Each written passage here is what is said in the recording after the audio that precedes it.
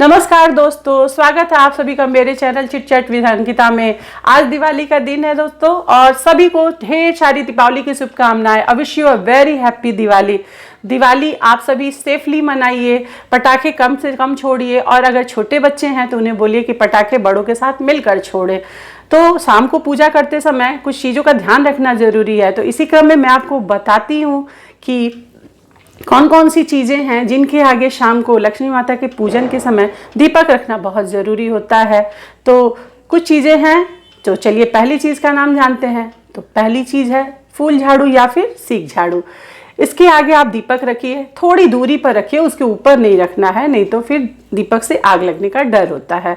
दूसरी चीज़ है, जैसे पहले के ज़माने में सभी के घर में ओखल हुआ करती थी, तो अब तो ओखल होती नहीं है, तो सभी के घर किचन में खलबट्टे होते हैं, बहुत लोग उसको इमामदस्ता भी बोलते हैं। उसे उल्टा करिए और उसके ऊपर दीपक रख दीजिए। तीसरी चीज़, हमारे घर में जो रोटी बनाने के लिए चकला बेलन होता है, उसे भी गृहस्थ आश्रम में लक्ष्मी का प्रतीक माना जाता है, तो उसके भी ऊपर एक आप दीपक रख दीजिए। उसके बाद से आपका सूप है, जिससे कि हम जैसे छठ का पर्व आने वाला है ना, तो उसमें जो सूप लेते हैं वही सूप बहुत लोग को नहीं भी पता होगा, और जो नॉर्थ इंडिया के लोग होंगे उन्हें तो बहुत अच्छे से पता होगा, यूपी बिहार के लोगों को। तो उस सूप को भी हम लक्ष्मी का प्रतीक मानते हैं, तो उसके भी आगे हम दिया रखेंगे या उसके ऊपर थोड़ी देर के लिए रख सकते हैं।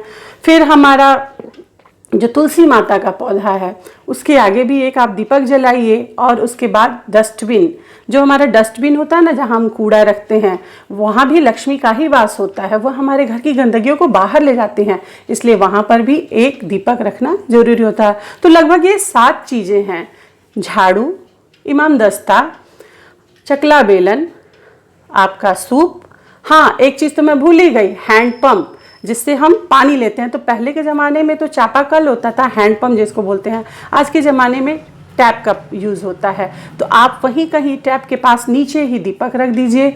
और इन जगहों पे आप दीपक रखना बिल्कुल नहीं भूलिएगा, क्योंकि ये सभी लक्ष्मी का प्रतीक माने जाते हैं। तो इसी के साथ ये वीडियो आज मैं यही समाप्त करती हूँ। फिर से अगले वीडियो में मिलती हूँ, परिवार के कुछ लोगों से आपको मिलाऊंगी।